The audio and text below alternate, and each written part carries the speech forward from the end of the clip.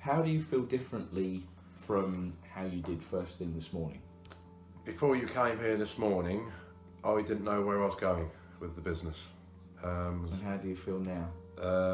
It's a direction in which I can aim for. What we've achieved this morning is to actually have a plan to get somewhere where I wanted, or I was thinking about getting to 2 years ago, but didn't know how to achieve that.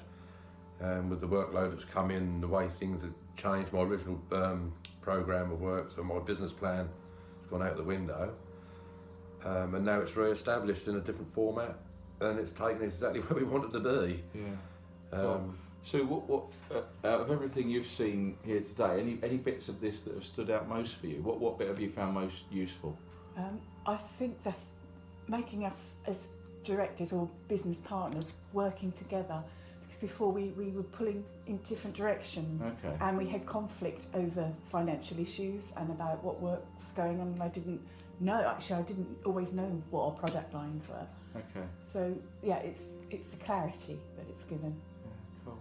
And Suzanne also mentioned that she wants to do cost planning on the jobs, which I've not seen the point of before, but now we want to see how we're going to grow and where we're going to grow, as we need to have them figures to see how we're panning out along the route. And I suspect I'll actually be better than I've suggested there, as I don't even know.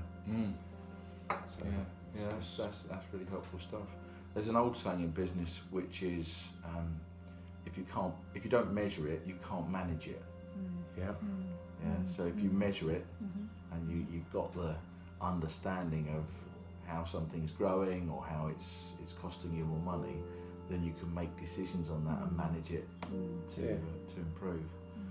Tell me a little bit about what's gone on over this side of the map, because I found that story really interesting. So what's this side of the map about?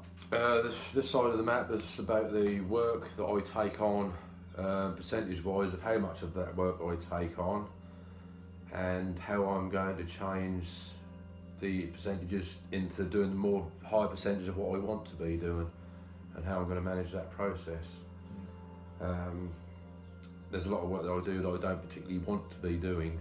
I favour doing other work. My aim is to be working in the workshop, making things out of wood, not knocking holes in walls to put wood into.